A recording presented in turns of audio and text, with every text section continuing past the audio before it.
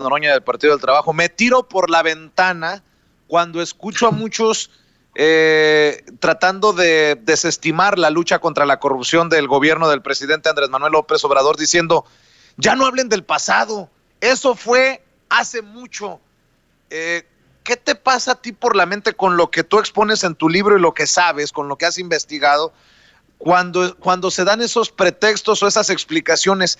Eso fue hace mucho, y se la escuché en una mañanera a Jorge Ramos, el periodista conductor de noticieros de Univisión en Estados Unidos, señalado como uno de los más grandes periodistas, que dijo, sí, señor presidente, pero eso fue hace mucho, como si fuera hace mucho las matanzas, los desaparecidos de Calderón, las tranzas de Salinas, el Fobaproa de Cedillo, y etcétera, etcétera, etcétera, Edgar. Pues digamos que sí, hay algunos analistas, periodistas o comentócratas que piensan en este sentido de que hay que ver hacia el presente y hacia el futuro. Y bueno, no es que esté mal.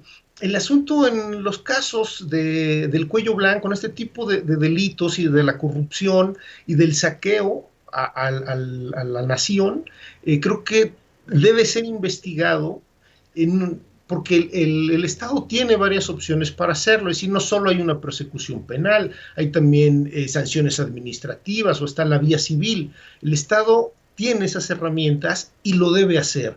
¿Por qué lo debe hacer? Bueno, pues por sentido común hay que tratar de recuperar la mayor cantidad posible de dinero. Esto es posible, ¿no? Porque en distintos casos de corrupción y de delitos de cuello blanco, hay manera de sancionar a algunos funcionarios. Obviamente no a todos, y esto es lo que lo hace más complejo y desespera, digamos, a muchas personas, es que, pues bueno, se tiene que investigar, esto cuesta, esto lleva tiempo, pero también se necesita que haya voluntad política. Y esto es un problema, ¿por qué? Porque muchas de estas estructuras que combatirían eficazmente a la delincuencia de cuello blanco y a la otra también, pues están cooptadas. Es decir, posiciones clave están tomadas por grupos de poder. Incluso pensemos en métodos de elección. Es decir, la Cámara de Diputados llega a una serie de acuerdos y a partir de esos acuerdos puede o no elegir a determinados funcionarios. Entonces, los grupos de interés obviamente están en la política, obviamente están en el dinero, pero por eso es también muy importante hacer estas investigaciones. Es decir, por un lado, sí hay posibilidad de recuperar una parte del dinero. Si pensamos, digamos, en todo lo que se estima, o lo que estimaba el fiscal general de la República, que era alrededor de 21,000 millones de pesos, bueno, claro que vale la pena ver hacia el pasado, investigarlo y establecer los procesos que correspondan. ¿Para qué? Pues bueno, en principio para recuperar ese dinero y hacer justicia. Porque, insisto, pues es una grosería que se hayan robado literalmente vía peculado, vía desvío de recursos, empresas fachadas, es decir, actividades delictivas con patrones incluso muy bien pensados, y que esos recursos pues, no lleguen a donde se necesitan, educación y salud, ¿no? Y que ahora, digamos, en México pues, estamos padeciendo justamente esos saqueos que, bueno, son históricos. Entonces hay que ver lo que jurídicamente se pueda hacer y hasta dónde se puede llegar, ¿no? Al margen de cuestiones políticas, ¿no?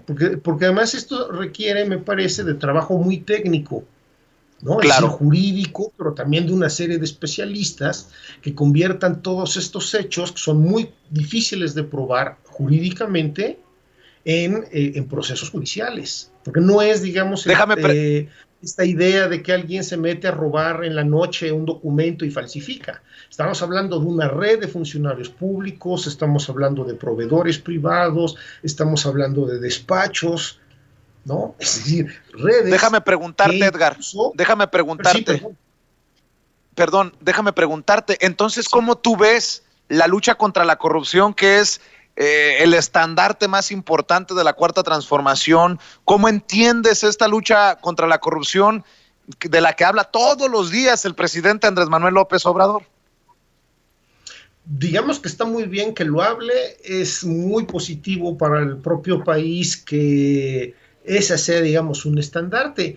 El asunto es que tiene que ser algo organizado y sistematizado, y pues las evidencias lo que arrojan, pues es que no le están dando toda la información que se debe. Si eso, para poner un ejemplo de eso, pensemos en el asunto de los fideicomisos.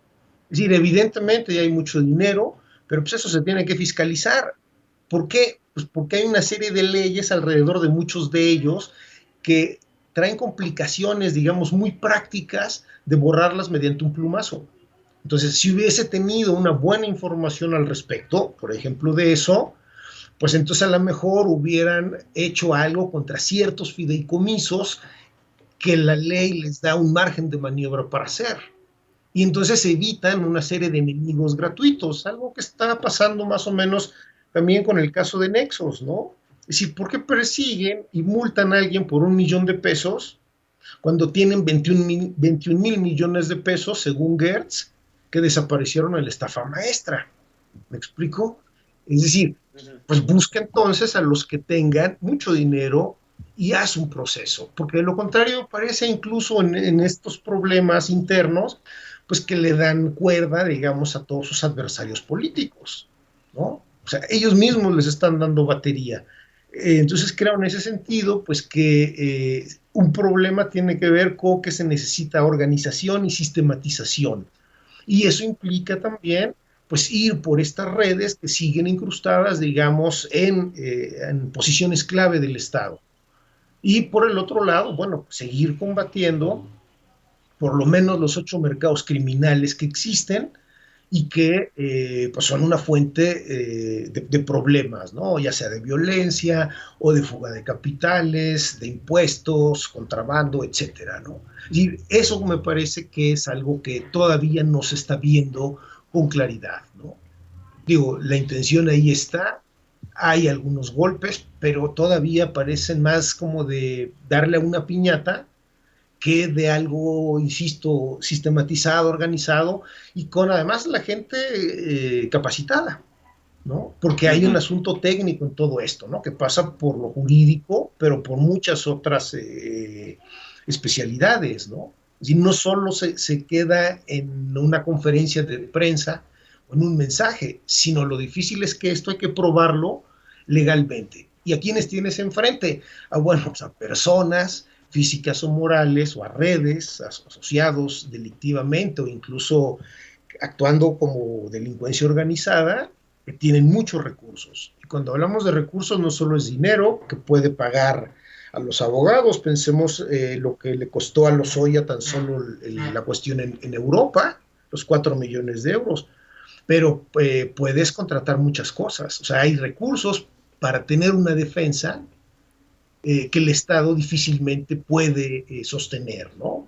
Eso es la parte más difícil. ¿Por qué? Pues porque los funcionarios públicos, algunos de ellos, digamos, los que hacen muchos de estos trabajos, pues están mal pagados, peor tratados, con exceso de trabajo, no todos son profesionales, etcétera, ¿no? Entonces es una batalla muy compleja. Decía este juez italiano Falcone, el que combatió a la mafia en Italia muy, muy exitosamente, que cuando el Estado combate la delincuencia organizada, se combate a sí mismo.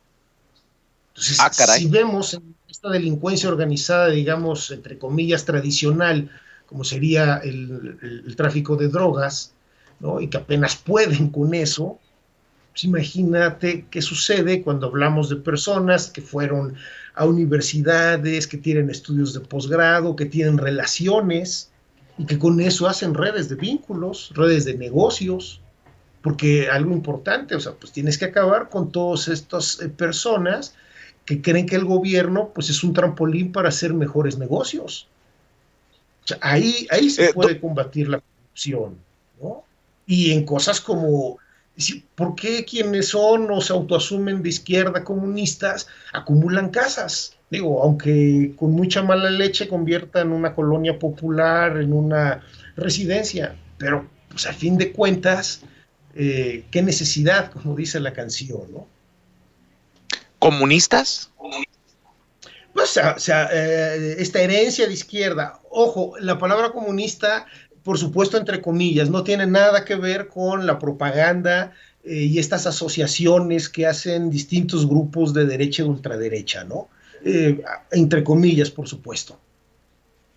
Esto en otra ocasión para que hablemos de tu otro libro, La Maña, porque estoy seguro que uno va de la mano del otro. No puede haber maña sin esta red de la mafia del poder de la que hemos estado hablando en estos últimos minutos. Y si te parece, pues te invito, ya sea la próxima semana o cuando lo puedas agendar, para darle a ese otro tema, el otro lado de la corrupción, que es el del crimen organizado, bueno, o el del crimen de abajo, porque también el de cuello blanco es organizado. ¿Sí te parece, Edgar? Por supuesto, con mucho gusto estoy para servirte cuando tú lo consideres. Doctor, ¿dónde te pueden leer, dónde te pueden encontrar las personas que así lo consideren de la audiencia de Sin Censura? Por favor, despídete con eso, doctor. Pues bueno, en fernandatapia.com, ahí escribo quincenalmente en ese chat, y bueno, pues en los libros, en La Maña y en Los Crímenes de Cuello Blanco también. Pues doctor Edgar Morín Martínez, te agradezco mucho que nos regales un poco de tu tiempo y te prometo que lo agendamos para hablar de La Maña, que también está sabroso el tema. Estamos para servirte. Un saludo a ti y a tu auditorio. Gracias, Edgar. Un abrazo, el doctor Edgar Morín Martínez, precisamente hablando con nosotros sin censura. Y bueno, hay